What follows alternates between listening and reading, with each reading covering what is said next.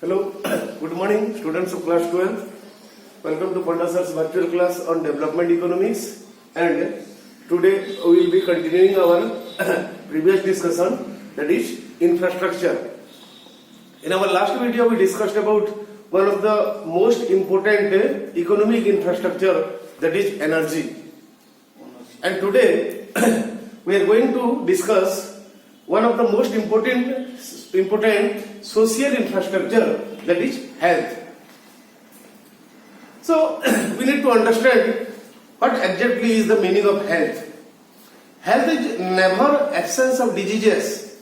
If we don't have any disease, then not necessarily we are healthy.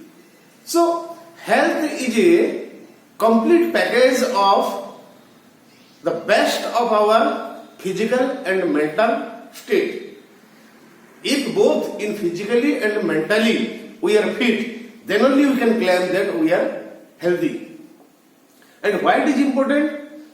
It is important because unless we are healthy, we cannot contribute to our national development or growth up to our potential. Hence, we need to be healthy, and when our workforce, our population is healthy, they can do their best and share to the development of the economy. Hence, health is a must. So now it is a point that what exactly our government has been doing since independence in order to improve the health status of our workforce and population. After independence, the planners of India has been developing a national health policy under which many things comes, and with the passage of time everything is getting implemented and they are revised so that we can get the best of the output. So here we come. The health policy of India divides the health problem into three basic sections, that is primary health care, secondary health care and tertiary health care. So first come to primary health care. What is primary health care?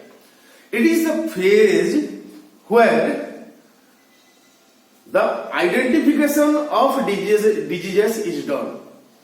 Diseases or health problems are identified. After that, a solution is found and the solution is implemented.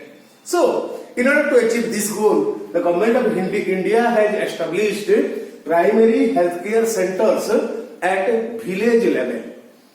Almost in all the villages of India, you will find a primary healthcare center, and the center is engaged in the identification and treatment of basic healthcare. Next come to secondary healthcare. So all diseases or health problems are not quite simple, so that with a little bit of medication we can get cured. Some problems are really serious in nature and more complex in nature. That's why we need to avail a better or higher or more sophisticated, technically more sophisticated healthcare solution. And such healthcare centers which are equipped with modern instruments like X-ray, like with surgery facility and ECG facilities, and such healthcare centers are called secondary healthcare centers, and which are usually found in town and city level. In almost all the towns and cities nowadays we can get multi-facility hospitals where we can solve our major health problems.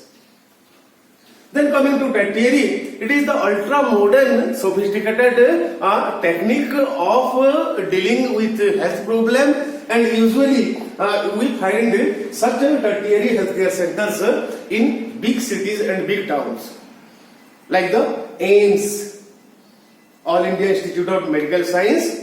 Earlier, in only Delhi, AIIMS facility was there, but nowadays they are expanding their operation and almost they are opening branches in all state level or in each and every big towns. And such institutions are equipped with very sophisticated technology, and major or complex health problems can also be cured in such healthcare centers.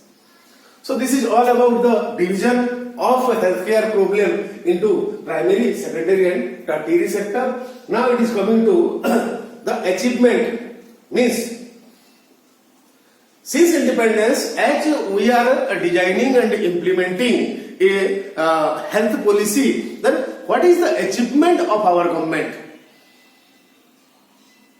After 1947, what the government achieved as far as the healthcare problem is concerned? So we can discuss it with 5 different points. The first one being fall in death rate and infant mortality rate. Death rate. That means due to medical problem or healthcare problem, how many people die, the number has drastically fallen. That means obviously the medical healthcare facility has increased the life expectancy of people. That yet another point we will discuss. At infant mortality rate, as we have already discussed earlier, infants are small children who die due to medical complicacy before attaining the age of 1 year are calculated in infant mortality rate, and now owing to the better medical facilities at even village levels, we have reduced the number of infant mortality rate of our country. Then rise in life expectancy. So the average age of people has risen over time, and control of communicable diseases. You know, the situation was quite, even a simple disease like diarrhea could claim thousands of lives earlier when there was not sufficient healthcare facilities. But again, it is the policy, the health policy of our country that has reduced the effect of communicable diseases like smallpox, like malaria, like TB, tuberculosis and AIDS. Next point being establishment of healthcare center or healthcare institutions. So now exactly it is not possible to give all related data in one blackboard. But question answer and what notes I will be sending to you, you will find all related data. It is written there. So you can see it, and how many, according to establishment of healthcare institutions, how many primary healthcare centers, how many tertiary and how many secondary healthcare centers have been established. The number and detailed data you can find in the note section and question answer section. Then expansion of medical education. This is more important. Unless we prepare doctors or medical experts in our own country, then obviously the policy and plan of government cannot be implemented properly. That's why, considering the need of medical experts, the government of India has increased the number of institutions that impart medical education. So these are all the achievements of our healthcare policy. And now coming to the problems or the dynamic changes that are taken place in our healthcare sector, that is entry of private sector. This is more important because with the entry of private sector, now more and more private players are operating their business in medical healthcare facilities, and obviously the quality of healthcare has been increased. But problem is that it has become really costly. The cost of private healthcare cannot be afforded by common people or poor people.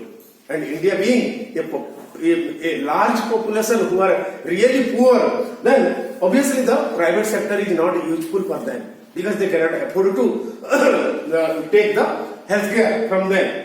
Then Indian system of medicines.